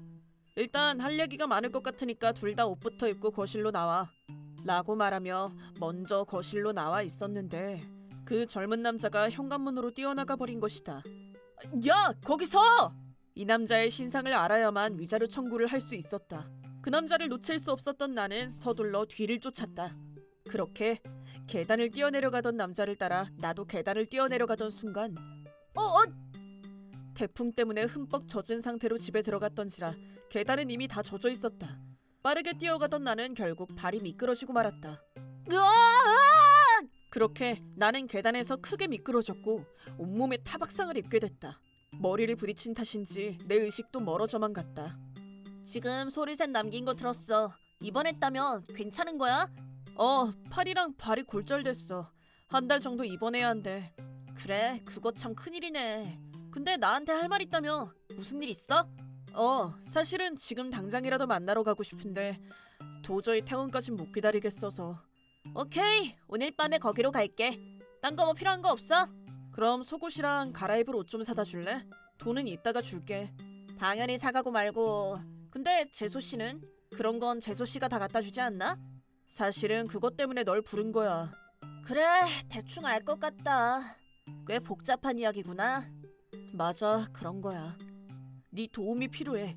나 좀 도와줘. 내가 라인을 보낸 녀석은 소매아라고 하는 내 대학교 친구다. 라인에서도 말했듯이 현재 나는 입원 중이다. 팔과 다리가 골절되는 바람에 움직일 수도 없는 상태다. 바람 피운 아내의 골절상까지. 이거야말로 설상가상이다. 불행이 겹쳐오니 오히려 웃음만 나왔다. 하지만 끝내 아내는 입원까지 한 남편을 보러 오지 않았다. 구급차를 불러준 것만으로도 다행인 건가? 병문안이나 내 병수발을 해주길 바래서 아내를 기다린 건 아니었다. 불륜에 대한 이야기를 하고 싶었던 거다. 하지만 도통 와주질 않아서 연락도 해봤는데, 야, 전화 좀 받아봐. 도망칠 생각은 안 하는 게 좋을 거야. 미안. 요즘 내가 좀 바빠서. 바쁘다고? 이 와중에 아직도 놀러 다니는 거야? 그 전에 꼭 해야 할 말이 있잖아. 그래, 이혼하고 싶다는 거지? 끝까지 미안하다고는 안 하네. 뭐 됐고, 아무튼 너도 이혼에 응한다면 서로 얘기해야 할 게 많으니까 빨리 병원으로 와. 미안한데 딱 3주만 기다려줄래? 뭐? 나 지금 농담할 기분 아니거든. 감추고 자시고 할 것도 없으니까 솔직하게 말할게. 사실은 오늘부터 류세이랑 여행을 갈 거야. 네 남친 이름이 류세이야? 그래, 맞아. 류세이가 해외여행을 꼭 가보고 싶다고 해서. 지금까지 여행 준비로 너무 바빴어. 그니까 귀국하고 나서 얘기하자. 이 정도로 쓰레기일 줄이야. 이젠 화조차 나지 않았다. 한때 이런 여자를 사랑했던 내가 한심하게 느껴질 정도로 역대급 뇌절이 와버렸다. 물론 이 여자와 이혼은 하겠지만 그것만으로는 성에 차지 않았다. 그래서 나는 완벽한 복수를 해주고자 결심했다. 그 복수를 위해 소매야의 힘을 빌리기로 한 것이다. 늦어서 미안.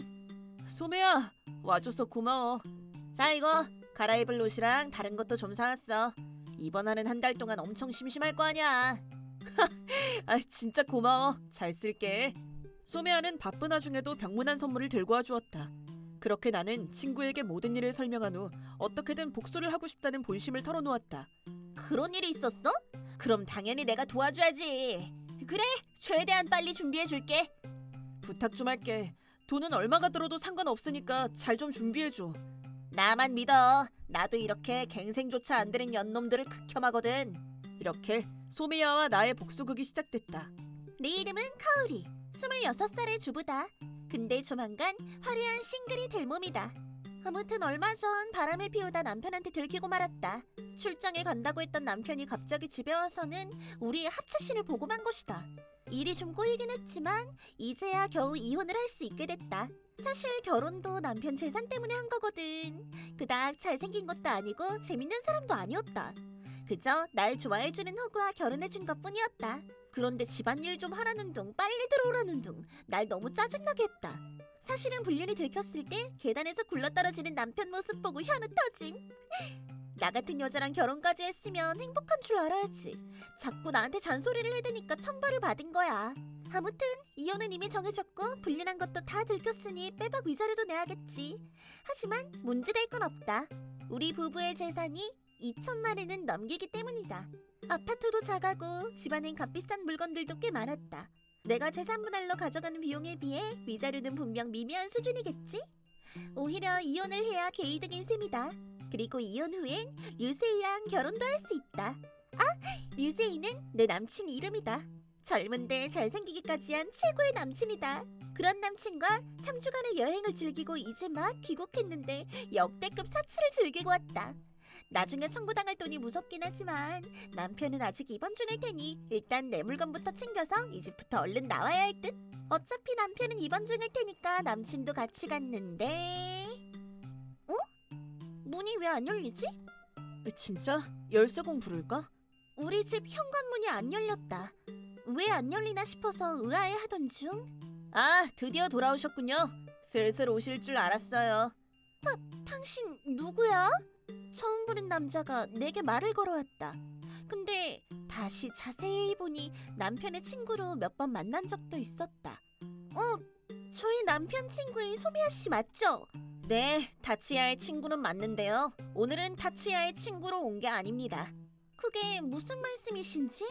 사실은 제가 변호사거든요. 오늘은 타치야의 변호사로서 온 겁니다. 이혼 변호사를 선임했다는 얘기군. 벌써 선수를 쳤다 이거지? 천천히 얘기 나누고 싶지만 하필 지금 집 문이 안 열려서 열쇠공을 부르려던 참이었어요. 열쇠공은 안 부르시는 게 좋을 겁니다. 왜요? 제 집인데요? 이제 이 집은 더 이상 당신 집이 아닙니다. 뭐요? 그게 무슨 말이에요? 타치야 씨가 집을 팔았거든요. 네? 그럴 리가 없어요. 이 아파트는 부부 공동명의라고요. 제가 아무것도 모른다고 생각하셨다면 큰 오산이에요. 뭔가 착각을 하고 계신 것 같네요. 부부 공동재산이란 부부가 된 후에 모은 재산을 말합니다. 이 아파트는 타치야가 결혼 전에 구입한 것이기 때문에 해당되지 않습니다. 그치만 사실이었다. 설마 그런 규정이 있었을 줄이야. 아무 말도 못하던 내게 그는 따지듯이 이야기를 이어나갔다. 참고로 부부 공동계좌에 들어있던 2천만 엔도 해당되지 않습니다. 뭐라고요? 그건 타치야가 결혼 전에 모았던 돈과 타치야의 아버지가 축의금으로 주신 돈을 합한 금액입니다. 그렇기 때문에 그 돈도 재산분할 대상이 아닙니다. 젠장, 이런 미친! 근데 잠깐만! 집안에 제 명품백이랑 보석들이 엄청 많은데요? 그건 어떻게 되는 거죠? 그것들은 모두 결혼 후에 타치야한테서 뜯어낸 물건이었다. 그건 다 내 거니까 공동재산이 맞을 거야. 그것만 팔아도 수백만 엔은 받아낼 수 있었다. 하지만 변호사는 차가운 얼굴로 이야기를 이어나갔다. 이야기가 나와서 말인데요. 그쪽에 저 류세이라고 하는 호스트한테 돈을 흥청망청 써댔다고 하던데요. 그건... 그 돈 아까 말했던 계좌에서 다 꺼내 쓴 거 맞죠? 800만 엔 정도가 비던데요. 얼마 전에도 돈을 꺼내 쓴 것 같던데 여행 경비로 쓴 돈도 그 계좌에서 꺼내 쓴 거 맞죠? 근데 뭐 어쩌라고요? 아까도 말씀드렸지만 그 계좌의 돈은 부부 공동재산이 아니기 때문에 당신 마음대로 남의 돈을 꺼내 쓴 게 됩니다. 또한 당신 소유의 귀중품들을 감정사에게 모두 의뢰해본 결과 전부 다 팔더라도 당신이 쓴 800만 엔을 메꿀 수는 없었습니다. 때문에 이혼 위자료는 물론 손해배상 청구도 할 생각입니다. 잠깐만요. 저 남편이랑 얘기 좀 할게요. 이런 건 직접 만나서 얘기해야지. 이러는 게 어딨어요. 비겁하게. 남편 연락을 무시하고 상간남과 여행을 떠난 바보가 누구죠? 타치야는 이미 퇴원했어요. 지금은 다른 곳에서 살고 있죠. 이 이야기는 저를 통해서만 할 수 있기 때문에 만날 수는 없어요. 말도 안 돼. 그럼 저는 어디로 가요? 절망한 나머지 나는 그 자리에 주저앉고 말았다. 그 후 그는 옆에서 계속 바라만 보고 있던 류세이에게도 조용히 말을 걸었다. 아, 당신한테도 불륜 위자료를 청구할 겁니다. 그렇게 알고 계세요? 그럴 수가. 두 사람 다 변호사를 선임하는 게 좋을 거예요. 선임할 돈이 있다면 말이죠. 소매야, 이게 다 네 덕분이야. 고마워. 헤이, 변호사로서 의뢰받은 일을 했을 뿐이야. 근데 소매야가 그때 카오리랑 얘기한 거 전화로 다 들려줬잖아. 그때 진짜 고마웠어. 완전 사이다였다고. 이왕 하는 목수인데 그냥 기다리기만 하는 건 재미가 없잖아. 그렇다. 나는 토미야가 걸어준 전화 덕분에 그날의 대화를 모두 다 엿들을 수 있었다. 두 사람의 절망하는 얼굴을 못 본 건 좀 아쉽지만 토미야가 말하길 두 사람 다 얼굴이 창백해지더니 절망스러운 얼굴로 굳어버렸다고 했다. 카오리는 결국 빈손으로 쫓겨난 데다 어마무시한 액수의 위자료까지 청구당하고 말았다. 카오리가 갖고 있던 귀중품들도 싹 다 팔았지만 손에 쥔 건 고작 150만 엔 뿐이었다. 그래서 남은 650만 엔과 위자료와 손해배상금을 더한 300만 엔까지 총 950만 엔을 갚아야만 했다. 게다가 불륜남인 류세이에게도 200만 엔을 청구했다. 류세이는 예전부터 여자 문제를 자주 일으키고 다녔다. 일하는 곳에서도 또 여자 문제가 생기면 그땐 해고하겠다는 경고를 들었다고 한다. 그래서 위자료를 한 번에 받는 조건으로 이 사건을 말하지 않기로 했다. 개인적으로는 노숙자로 나락에 떨어지길 바랬지만 위자료를 못 받으면 복수의 의미도 없어지기 때문에 그 조건을 받아들이기로 했다. 하지만 그 후에도 카오리는 류세이에게 계속 집착했다. 그러다 결국 가게도 관두고 행방을 감춰버렸다고 한다. 한편 모든 것을 잃은 카오리에게 남은 거라곤 많은 액수의 빚뿐이었다. 나는 카오리에게도 위자료를 일괄 지급할 것을 요구했다. 그래서 카오리는 사채를 써서 내 위자료를 갚았다. 오늘의 뉴스입니다. 전 호스트 남성에게 집착하다 살인 미수를 일으킨 무직 여성 하야마 카오리 용의자가 현행범으로 체포됐습니다. 피해 남성은 전 호스트인 에사키 류세이 씨입니다. 용의자가 휘두른 칼에 등이 찔린 남성은 현재 의식불명 상태로 용의자는 살인 동기 등의 경찰 조사를 받고 있습니다. 헐! 이 사건은 카오리와 유세이의 진흙탕 싸움으로 막을 내렸다. 둘 다 갈 때까지 갔구나 싶을 정도로 큰 충격을 받았다. 그러던 중 소메야에게서도 연락이 왔다. 야, 뉴스 봤어? 봤어. 이런 여자랑 결혼을 했다니 내 인생의 최대 오점이다. 네 탓이 아니잖아. 빨리 마음 추스리고 새 인연 찾아보자. 도저히 그럴 기분이 아니야. 그럼 기분 전환부터 해야지. 오늘 한잔 하러 갈까? 그래, 고맙다 친구야. 그래도 나의 유일한 위로는 평생의 친구를 얻은 것이다. 다음에 소메야한테도 힘든 일이 생기면 내가 열심히 도와줄 생각이다. 그리고 당분간 연애는 좀 쉬고 싶다. 내 이름은 미사코. 이번엔 동네 엄마로 만난 내 친구의 충격적인 비밀에 대해서 이야기해볼까 한다. 나와 남편은 사내연애 끝에 결혼했는데 얼마 지나지 않아 딸 리코가 태어났다. 출산과 육아가 처음이었던 나는 바쁜 나날을 보냈다. 그리고 리코가 1살이 됐을 무렵부터 동네에 있는 한 키즈클럽에 다니게 됐다. 아이들뿐만 아니라 엄마끼리도 정보를 공유하고 수다도 떨 수 있어서 이곳 엄마들의 평가도 좋은 편이었다. 하지만 딱 하나 문제가 있다면 마츠코라는 동네 엄마였다. 제일 화려하게 꾸미고 다녔기 때문에 엄마 무리 중 눈에 제일 잘 띄는 존재였다. 육아로 바쁠 텐데도 그 엄마는 언제나 풀매였다.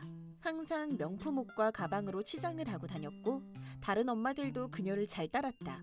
참고로 그녀의 2살 난 아들 이름은 시안. 그녀의 유별남이 잘 드러나는 이름이었다. 엄마들은 오늘도 마치코의 비위를 맞추기 위해 대놓고 아부를 떨기 시작했다. 어머, 마치코 씨, 오늘 입은 옷도 너무 잘 어울리세요. 땡큐. 그 옷 명품 브랜드 하네스의 도쿄 점퍼 한정판이잖아요. 어떻게 알았어? 대박. 엄마지만 여자로서 본인을 가꾸는 일도 중요하잖아. 마치코 씨, 너무 멋져요. 솔직히 나는 마치코 씨와 거리를 두고 있다. 방금의 대화 내용만으로도 내가 왜 거리를 두는지 곧바로 알 수 있을 것이다. 왜냐면 나는 명품엔 관심도 없을 뿐더러 살 여력도 없었기 때문이다. 한창 육아로 바빠야 할 엄마가 대체 꾸밀 시간은 어디서 나는 걸까? 그런 생각을 하며 혼자 꽁해지는 것도 너무 싫었다. 게다가 그런 마치코를 따르는 주변 엄마들도 별로였다. 하지만 그런 내게도 나름 친해진 동네 엄마가 한 명 있었다. 이름은 준코였다. 준코는 소탈한 데다 육아에만 전념하는 엄마였다. 중고 장난감을 얻어 쓰거나 중고 옷도 무난하게 입고 다니는 엄마였다. 마치코는 그런 준코를 볼 때마다 뭐야 이 낡아빠진 옷은? 너무 웃겨. 여기 빵꾸까지 났잖아. 아무리 그래도 이건 좀 그렇다. 라며 대놓고 무안을 주곤 했다. 나는 그런 준코 앞에서 재력을 과시하거나 대놓고 무시하는 마치코가 너무 싫었다. 마치코에 대한 반발심으로 준코에게 먼저 말을 걸게 됐는데 그걸 계기로 우리는 친해졌다. 준코! 미사코, 리코도 안녕? 인형으로 놀고 있었구나. 우리도 끼워주라. 당연하지. 내 딸 리코와 준코의 아들 신지도 서로 사이가 꽤 좋은데 웃고 떠들거나 인형을 꼭 껴안고 쓰다듬으며 인형놀이를 즐겨했다. 준코랑 있으면 내 마음도 편해지는 거 있지. 준코랑 신지를 만나서 정말 다행이야. 나도 그래.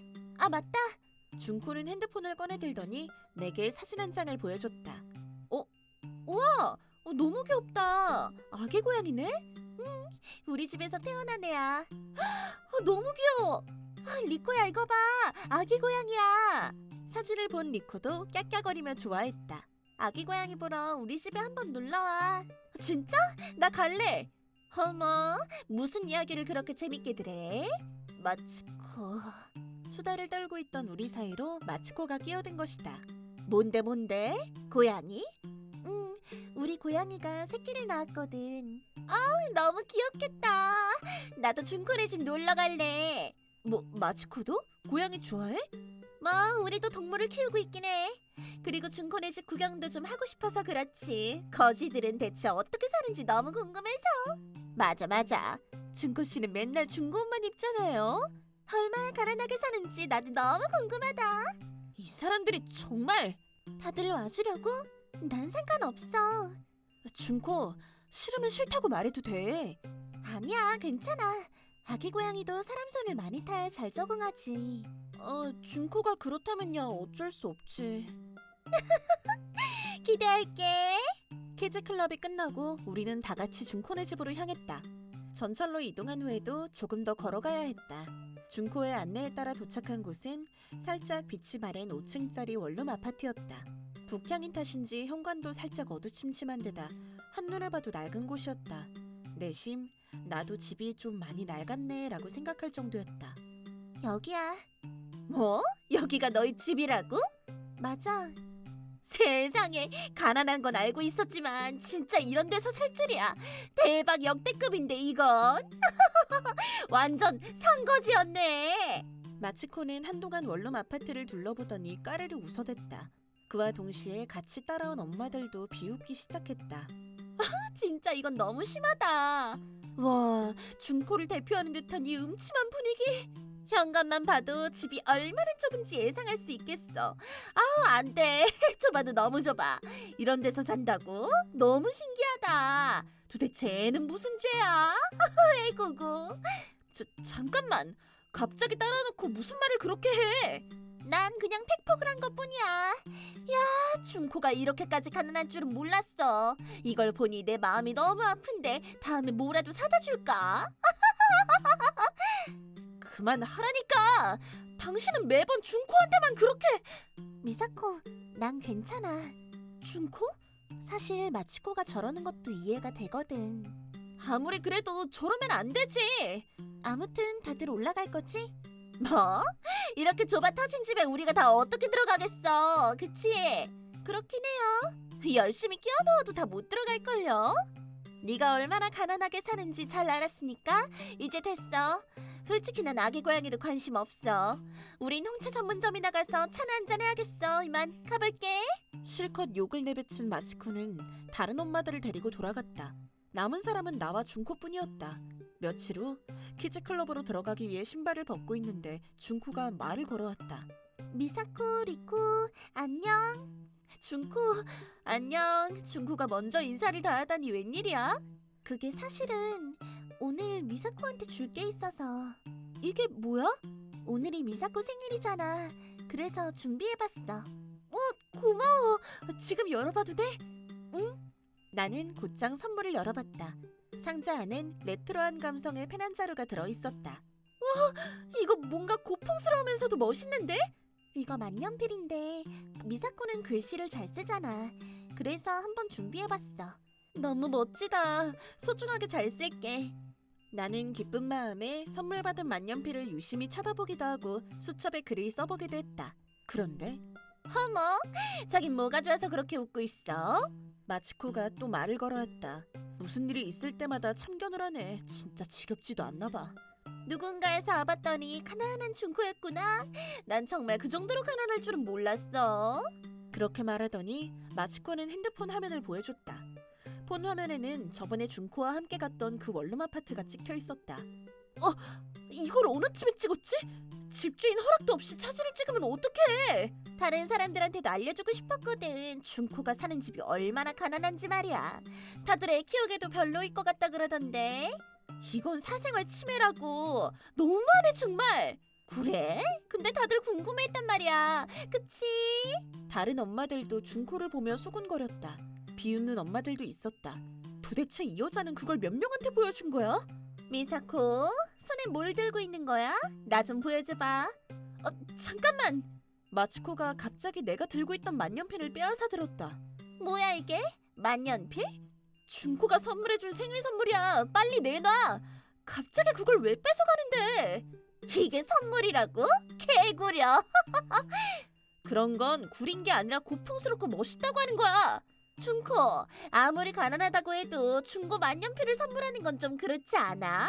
어쩜 그렇게 센스가 없어? 대박, 대체 얼마나 가난한 거야? 나도 좀 보여줘. 이리 줘. 마츠코 무리는 그 만년필을 돌려보면서 꼭 들어온 물건이라도 보는 것 마냥 자세히 뜯어보았다. 나도 열심히 만년필을 뺏어보려고 했지만 다들 나를 방해하는 탓에 그럴 수 없었다.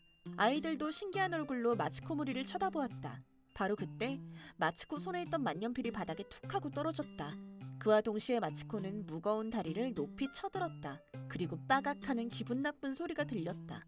마츠코가 만년필을 밟아 부서뜨린 것이었다. 더는 소리조차 안 들 정도로 처참하게 부서져 있었다. 어머, 마츠코, 그걸 왜 부순 거야? 어머, 어떡해. 미안해서 어쩌지? 준코가 준 선물이 그렇게까지 화낼 건 없잖아. 너무 싸구려라서 부서졌나 보다. 이제 어떡할 거야? 책임져!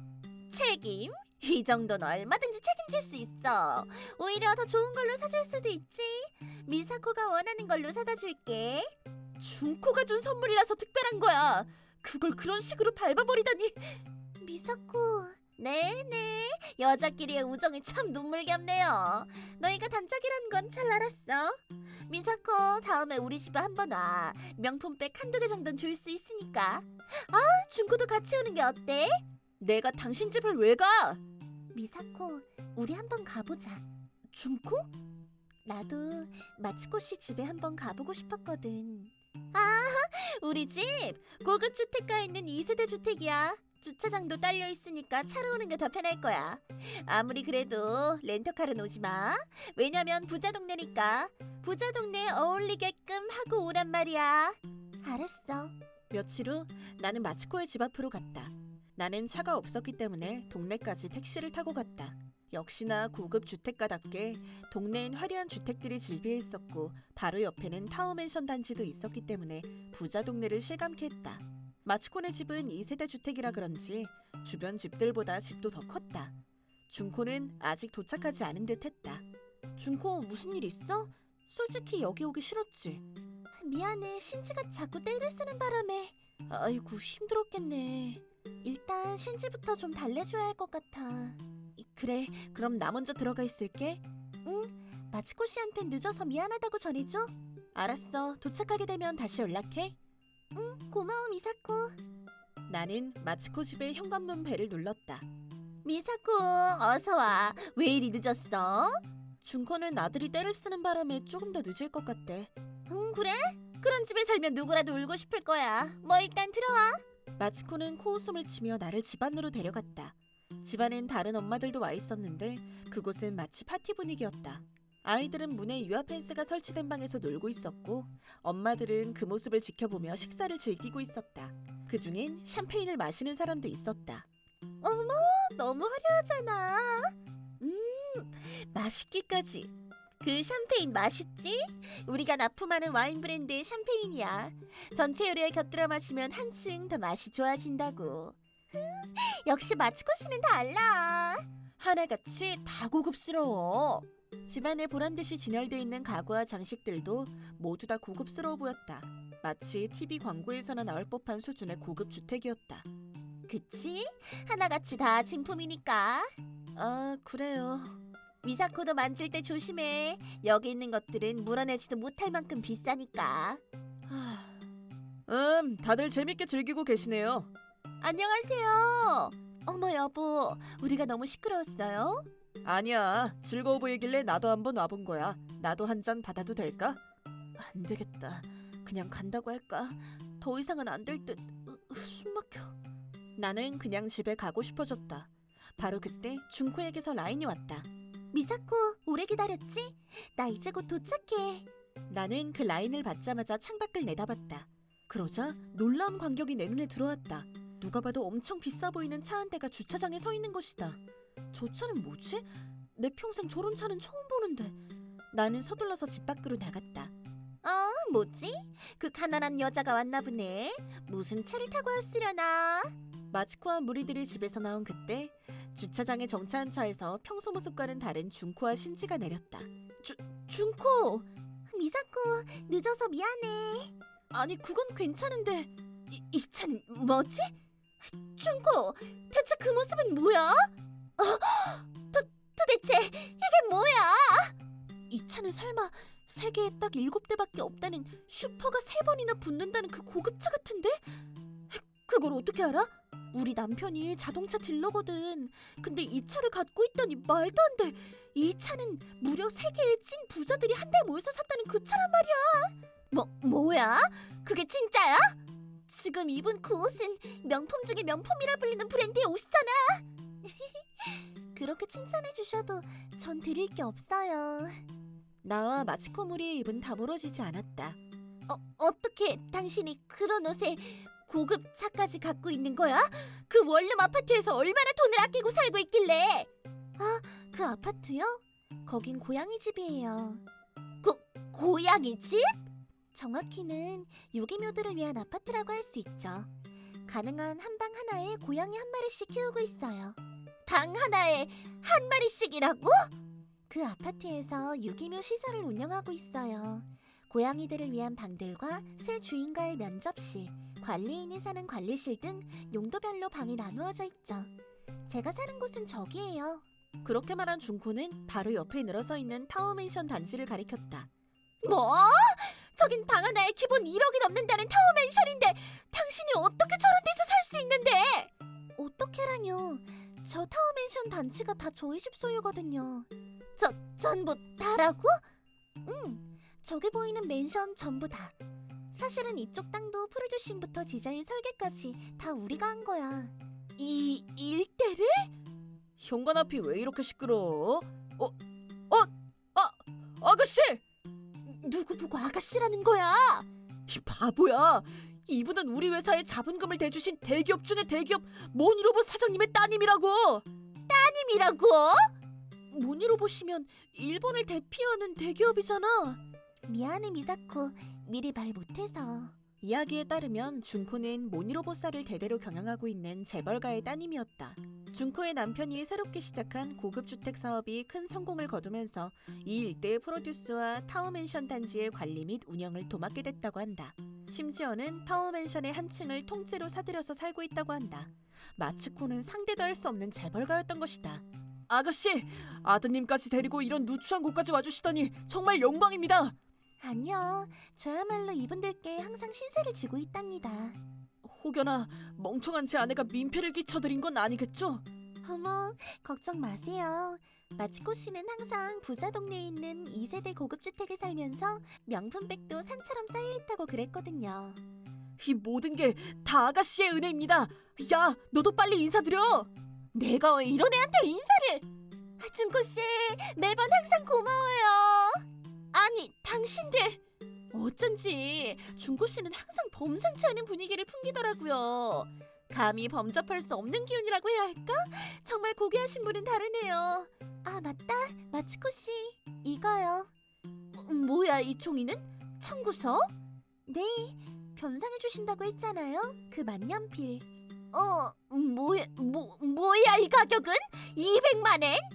그 만년필은 사실 장인의 기술이 담긴 중고 명품이었어요. 당연히 일시불로 주시겠죠? 200만 엔? 대체 무슨 짓을 한 거야? 그딴 중고 만년필 따위가 200만 엔일 리가 없지. 그게 그렇게 비싼 물건일 줄이야 누가 상상이나 했겠냐고. 멍청한 제 아내가 엄청난 결례를 저지르고 말았네요. 정말 죄송합니다. 200만 엔은 반드시 갚게끔 하겠습니다. 앞으로도 부디 저희 회사 좋은 관계를 이어나가 주시길 부탁드립니다.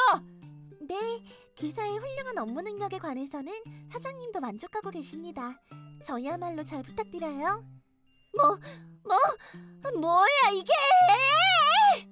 마츠코 남편의 반응과 손바닥 뒤집듯 바뀌어버린 엄마들의 태도까지. 마츠코는 몸에 기운이 쭉 빠진 건지 그 자리에 털썩 주저앉고 말았다. 그 후 준코는 순식간에 키즈클럽에서 가장 유명한 사람이 됐다. 엄마들은 아이를 빌미로 신지와 친구가 되고 싶다며 준코에게 우르르 몰려들었다. 마츠코는 먼 발치에 서서 준코에게 돌아선 엄마들만 계속 째려보았다. 그와 동시에 마츠코는 말만 부자라는 소문이 돌았다. 그런 분위기가 불편했는지 마츠코는 시안과 함께 키즈클럽을 탈퇴해버렸다. 설상가상으로 마츠코는 그 만년필의 보상 문제 때문에 남편과의 싸움도 잦아졌고 부부 사이는 극도로 나빠졌다. 마츠코가 쓸어모으던 명품들도 싹 다 팔아치웠다고 한다. 또한 돈을 헤프게 쓰는 버릇과 아들의 육아 문제까지 거론되면서 조만간 이혼을 당할 위기에 처했다고. 클럽에 그런 소문이 돌더라고. 그렇구나. 나는 준코와 유기묘들을 보살피며 그런 이야기들을 주고받았다. 그건 그렇고 애들 너무 귀엽다. 고양이 알레르기도 없으니까 리코가 좀 더 크면 둘이 같이 놀러와. 그래, 우리도 고양이나 키워볼까? 괜찮으면 이 중에 한 마리만 데려가서 키워볼래? 진짜? 그래도 돼? 미사코라면 예쁘게 잘 키워줄 것 같아. 근데 준코는 왜 유기묘들을 돌봐주는 거야? 원하면 얼마든지 펫샵에서도 살 수 있잖아. 그렇긴 하지. 근데 이건 어디까지나 내 생각인데 부자들 중엔 크게 착각하고 사는 사람들이 많아. 난 어렸을 때부터 파티도 많이 다녀봤었는데 본인이 번 돈도 아니면서 마치 본인 돈처럼 써대는 사람들이 있더라고. 난 그런 사람들이 너무 싫어. 준코. 그리고 일본은 해외에 비해서 동물보호나 동물 관련법이 많이 뒤처져 있기도 하고 선진국이라고 하기엔 여러모로 아쉬운 점이 많지. 그런 의미로 길고양이나 유기묘들을 도와주고 싶었어. 이 아이들도 행복해질 권리가 있는데 일부 비양심적인 사람들 때문에 버려지고 학대당하고 나쁜 일들을 당하는 현실이 너무 마음 아팠거든. 준코, 정말 멋진 생각인 것 같아. 그리고 고양이들을 돌보면서 느낀 건데 이 고양이들은 다 행복해 보여. 준코가 고양이들을 진심으로 키우고 있다는 게 느껴져. 미사코 고마워. 가끔은 나도 준코를 도우러 와도 될까? 나도 유기묘 활동에 관심이 생겼거든. 진짜? 당연히 대환영이지. 준코는 정말 기쁘다는 듯 웃음을 지어 보였다. 준코는 그 누구보다 돈도 많고 부자지만 인간성도 올바르고 행복의 가치에 대해서도 잘 알고 있었다. 나는 앞으로도 그런 준코와 오랜 친구로 지내고 싶다.